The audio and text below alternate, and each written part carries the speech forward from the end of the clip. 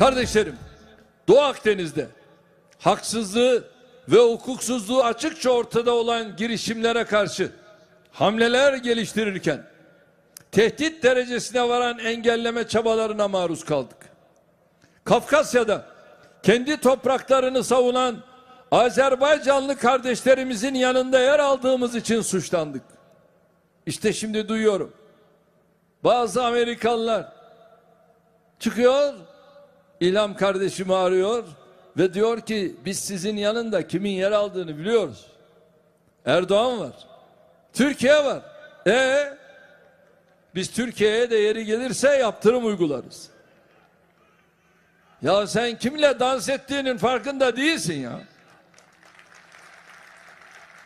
Yaptırımın neyse geç kalma, yap.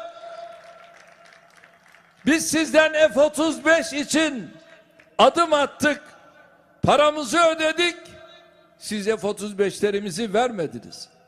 Vermiyorsunuz. Ve bizi tehdit ettiniz. S-400'leri Rusya'ya geri gönderin dediniz. Ya biz kabile devleti değiliz. Biz Türkiye'yiz, Türkiye.